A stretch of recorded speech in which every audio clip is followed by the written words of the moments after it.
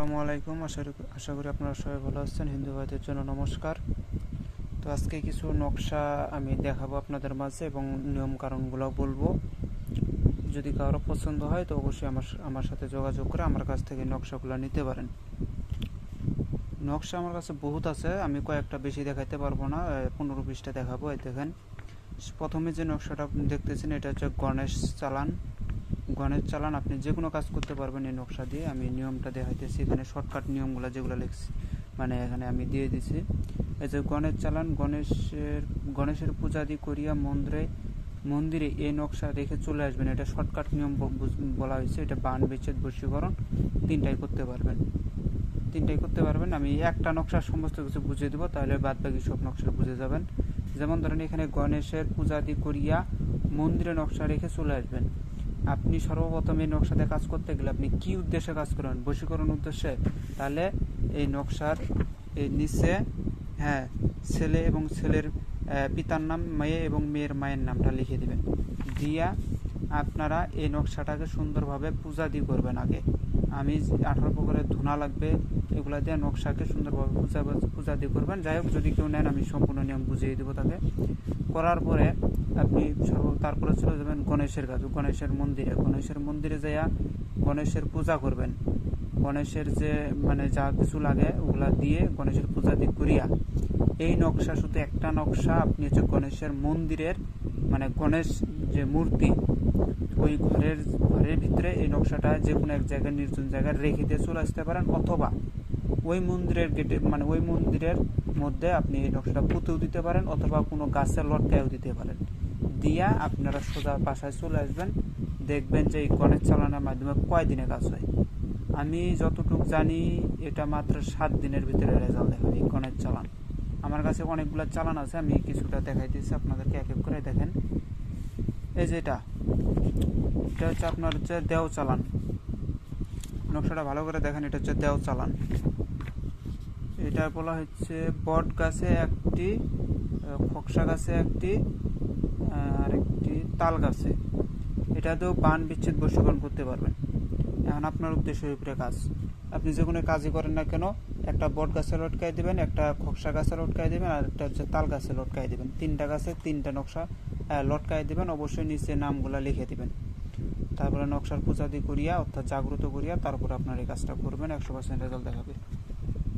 আর এটা হচ্ছে আপনার রাক্ষস চালান, শত্রুকে বান মারা। রাক্ষস চালান এটা কিন্তু বান। কবর শ্মশান ও নদীর ঘাটে বিন্যাক গাছের নিচে পুঁতে দিবে। কবর একটা পুঁতবেন, শ্মশান ঘাটে একটা পুঁতবেন, আর বিন্যাক গাছের নিচে একটা পুঁতবেন। অবশ্যই উলঙ্গ অবস্থায় নিচে শত্রুর নাম ও তার পিতার নামটা লিখে দিবেন। এই ছিল নকশা। আর এটা হচ্ছে মনসা চালান, অর্থাৎ মনসা। এটাতে আপনি যে কোনো সাপের উপরে রাজত্ব করতে পারবেন। দেখবেন অনেক সাপরিয়া আছে, তারা সাপ ধরলে পারো, সাপে তাদেরকে সবল দেয় না। অনেক সাপুরিয়া আছে, তারা সাপ নিয়ে খেলা করে, অথচ তাদের কিচ্ছু হয় না। এইসব নকশা তাদের কাছে থাকে, তাবিজ আকারে তাদের কাছে থাকে। দেখেন, মনসা নকশা, এই নকশার সাথে রাখিলে সাপ আপনার বশ মানবে। এই সেই নকশাটাতেই বোঝা যাইতেছে যে সাপকে কিভাবে কন্ট্রোল করা যায়। যাই হোক, ওটা গেল। আমি এখন আরেকটা নকশা দেখাইতেছি। এটা হচ্ছে 2 শত্রুকে ধ্বংস করা।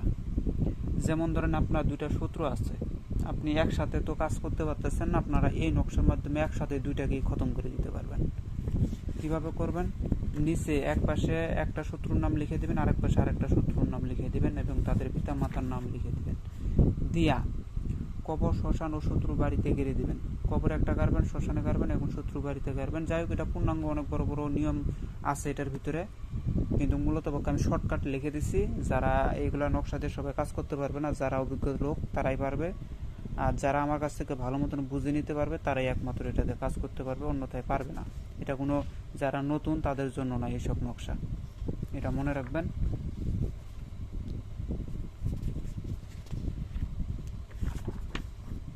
বিচ্ছেদ চালান, এই নকশা লিখিয়া ইন্দুর ও সাপের গর্তে ভরে দিলে আর একটি যে কোনো একজনের বাসায় রেখে দেবেন। অর্থাৎ ইঁদুর এবং সাপের গর্তের ভিতরে 2টা তাবিজ 2টা ভরে দেবেন। দিয়া বাকি একটা থাকবে, ওই একটা হচ্ছে আপনি যে কোনো যাদের মধ্যে বিচ্ছেদ করাবেন তাদের যে কোনো একজনের বাসায় রেখে দেবেন। এই ছিল বিচ্ছেদের নকশা। সর্প এটা দেখতে পাচ্ছেন, দুইটা সর্প দুই দিকে মুখ করে আছে।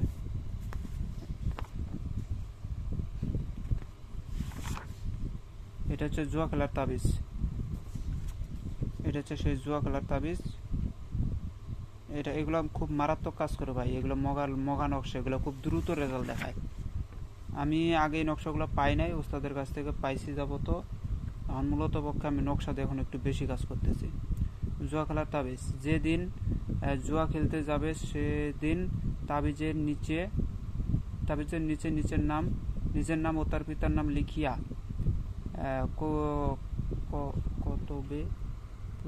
কবরে পুঁতে দিবে। এভাবে যেদিন মানে বুঝতে পারছি। এটা হচ্ছে নিয়ম হচ্ছে কি, আপনারা মনে করেন আজকে জুয়া খেলতে যাবেন, তাহলে আপনাকে একটা নকশা বানায় নিতে হবে। এরকম ফটোকপি বের করে নেবেন, নিয়ে নকশার যে পূজা দেওয়া আছে ওগুলো করার পরে আপনার নাম নিচে দিয়ে দিবেন, আপনার নাম এবং আপনার পিতার নাম। আর আপনি জুয়া তো খেলেন, জুয়া তো অনেক প্রকার আছে, আপনি কোনটা খেলেন ওইটার এখানে নামটা লিখে দেবেন। যেমন কাইট খেলেন, তাহলে কাইটের নামটা লিখে দিবেন। দিয়া এই নকশাটাকে নিয়ে আপনি হচ্ছে কথা বলছে কবরে পুঁতে দিবেন। মানে কবরে পুঁতে দিতে হবে না, কবরে ফেলে দিবেন। দিয়া আপনারা হচ্ছে শ্মশানে মানে চলে যাবেন জুয়া খেলতে। দেখবেন ওই দিন আপনি 100% জিতবেন। হ্যাঁ, তাই বললে যে আপনি একবার ফলাইছেন তা দিয়ে সারা জীবন কাজ করতে পারবেন তা না। এখানে বলা হয়েছে যে, আমি বাংলাতে লিখে দিয়েছি, আপনারা বুঝতেই পারবেন। এখানে বলা হয়েছে যেদিন খেলতে যাবে সেদিন একই নিয়মভাবে আপনাকে কাজ করতে হবে। বুঝতে পারছেন আশা করি। আর এটা হচ্ছে ত্রিদেব সাধনা, মানে ত্রিদেব হচ্ছে চালান বলা হয়। এই যে ত্রিদেব চালান যে কোনো কাজে ব্যবহার করতে পারবেন। বান বিচ্ছেদ বশীকরণ 21 দিনে 21টা নকশা চালাতে হবে। এটা হচ্ছে ত্রিদেব চালান, যে কোনো উদ্দেশ্যের মধ্যে আপনারা কাজ করতে পারবেন। আর এটা তো কিবা চালান, ওই দেও দানব চালান। এই নকশার নিচে শত্রু ও তার পিতার নাম দিয়া বাঁশের চুঙ্গিতে ভরে রাত 12টায় শ্মশানে উলঙ্গ অবস্থায় গেড়ে দেবেন। বুঝতে পারছেন আশা করি। আর এটা হচ্ছে স্বামী বশীকরণ, অর্থাৎ পুরুষ বশীকরণ, মেয়েরা করতে পারবেন, নিয়ম আছে। সবটি নকশারই নিচে আমি নিয়ম দিয়ে দিচ্ছি। এটা হচ্ছে প্রেত চালান। 3 শ্মশানের মাটি দিয়া পুতুল বানায়া পুতুলের পেটে এই তাবিজ ভরে দিবেন। তারপর পুতুলের হাত পা ভেঙে দিবেন, শ্মশানে পুঁতে দিবেন। এটা শর্টকাট নিয়ম। যারা নেবেন তাদেরকে পূর্ণাঙ্গ নিয়ম বলে দেবো, অথবা যারা নকশা নেওয়ার পরে যদি আপনার কোথাও কাজে যান, তাহলে যে নকশার প্রয়োগ করবেন সেই নকশাটা আমার কাছে বলবেন, যে নকশার পূর্ণাঙ্গ নিয়মটাকে আমি বলে দিতে পারবো, সমস্যা নেই। কিন্তু যাদের জ্ঞান আছে তাদেরকে পূর্ণাঙ্গ নিয়ম বলতে হবে না, একবার বলে দিলে পরে সমস্ত নকশার খেলা সে বুঝে যাবে। জুয়া খেলার তাবিজ, এই তাবিজটি লিখিয়া পূজাদি করিয়া নিজের সাথে নিয়া জুয়া খেলিতে যাবে। এই যে জুয়া খেলার তাবিজ, শয়তানি তাবিজ, এগুলো মগা শাস্ত্রে। এটা হচ্ছে বশীকরণ। নরসিংহ চালান, এটা নরসিংহ চালান। নরসিংহের পূজাদি করিয়া এই তাবিজ নাম লিখিয়া নরসিংহের মন্দিরে গেড়ে দেবেন। যে কোনো মানে বান বিচ্ছেদ বশীকরণের উদ্দেশ্যে আপনি সেই নকশাটা পূজাদি করার পরে নরসিংহের পূজাদি করে নরসিংহের মন্দিরে গেড়ে দিয়ে আপনারা চলে আসবেন, ওখানে নাম ঠিকানা বলে দিবেন। এটা শর্টকাট বলে দিলাম, আপনারা বুঝতে পারেন। এটা হচ্ছে গণেশ চালান। গণেশের পূজাদি করিয়া এই তাবিজ, একই নিয়ম এগুলো। গণেশ চালান, তারপরে কিবা চালান, এগুলো একই। এগুলো মন্দির ছাড়া কাজ হয় না। যেগুলো হচ্ছে গণেশ, এগুলো হিন্দু ভাইয়েরা খুব ভালো কাজ করতে পারবে, এবং তারা, আর যারা হচ্ছে গণেশের ভক্ত তারা তো আরো বেশি ভালো কাজ করতে পারবে। এটাও গণেশ চালান, বশীকরণ। এটা মহাদেব চালান। কবর শ্মশানে পুঁতে দিবে, আর একটি নিজের কাছে রাখিবে, 7 দিনে 7টি জ্বালাবে, বশীকরণ। মহাদেব চালান এটা। আর এটা হচ্ছে আপনার হচ্ছে পেটু বান। শ্মশানে মাটি দিয়া পুতুল বানিয়া তাবিজ পুতুলের পেটে ভরে দিবেন, পরে শ্মশানে উলঙ্গ হয়ে পুঁতে দিবেন।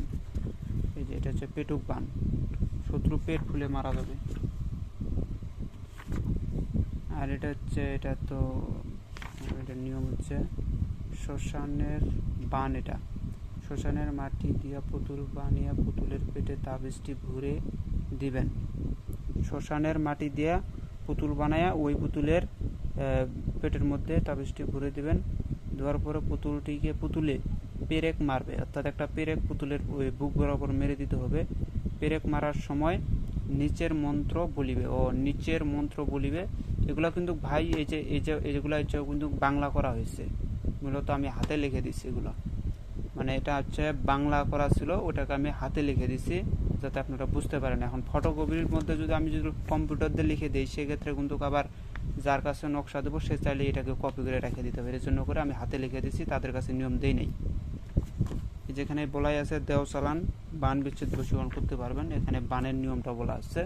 একই নিয়ম ভাবে আপনারা কাজ করবেন। নিচে কিন্তু একটা মন্ত্র আছে, মন্ত্রটা হচ্ছে রাম, মানে এটাকে চালানোর যে একটা মন্ত্র আছে, পেরেক মারার সময় এই মন্ত্র বলতে হয়। রামকালী শ্যামকালী মহাকালী জয়, অমুকের পুত্র অমুকের যমরাজে দেয়, অমুকের পুত্র অমুকের মৃত্যু যমরাজে দেয়, যুগ্নি যুগিনী রুগ্ন রোগিনী অমুকে যায়া ধর। এই ছিল মন্ত্র। এগুলো হচ্ছে কিবা ভাষায় ছিল, আমি মূলত এগুলো বাংলা করা। এটা হচ্ছে দেহ রক্ষা। এই তাবিজে কালীর থানের সিন্দুর লাগিয়া নিজের নাম লিখে ঘরের কোনায় লটকিয়ে রাখিবে, তাহলে কেউ আপনাকে বান মারতে পারবে না, আপনার দেহ সর্বদাই রক্ষা পাবে। এমন কোনো কবিরাজের স্পর্ধা নাই যে আপনাকে বান মারবে। এটা হচ্ছে গণের চালান। 7 দিনে 7টি নকশা আগুনে জ্বালাবেন বশীকরণের জন্য। আর এটা হচ্ছে আপনার পাওনা টাকা আদায়, ভূত চালান। আপনি এটাতে শুধু পাওনা টাকায় না, আপনি বিবাহ বন্ধ করতে পারবেন, পাওনা টাকা আদায় করতে পারবেন, যে কাউকে হাজির করতে পারবেন, বান বিচ্ছেদ বশীকরণ যেটা মন চায় সেটাই করতে পারবেন। নিয়ম এখানে দেওয়া আছে। কবরে একটি, শ্মশানে একটি, নিজের কাছে একটি। যে কোনো কাজ করেন, যদি পাওনা টাকা আদায় করতে চান তাহলে কবর শ্মশানে একটা করে গেড়ে দেবেন। শুধু যার টাকা আদায় করতে চান তার নামগুলো এখানে দিয়ে দিবেন, আর কত টাকা আপনি তার কাছ থেকে পান সেটাও এখানে উল্লেখিত করে দেবেন। দেওয়ার পরে নিজের কাছে একটা রেখে দেবেন। দেখবেন যে ওই নিজ ইচ্ছায় আপনার কাছে এসে আপনার কাছে ক্ষমা চাই আপনার কাছে দিয়েছে, তার পাবে না। বাপের বাড়ি থেকে স্ত্রীকে ফেরত আনা। আমি আর বলতেছি না, এখনো বহুত নকশা আছে। জুয়া খেলার তাবিজ, জুয়া খেলার অনেক ভালো ভালো তাবিজ আছে। এটা হচ্ছে জিন চালান, এটা বশীকরণ জিন চালান। এটা হচ্ছে বান পুতুলের মাধ্যমে। এটা হচ্ছে বিচ্ছেদ নকশা, কুকুর চালান বলা হয়, মূলত আমি এটা উল্লেখিত করি না। এটা হচ্ছে বান, এটা দুইটাই। যাই হোক, আজকে অনেকগুলো নকশা দেখাইছি, যদি কারো প্রয়োজন হয় আমার কাছ থেকে নিতে পারেন। এখনো বহুত নকশা আছে আমার কাছে। তো সবাই ভালো থাকুন, খোদা হাফেজ, আসসালামু আলাইকুম।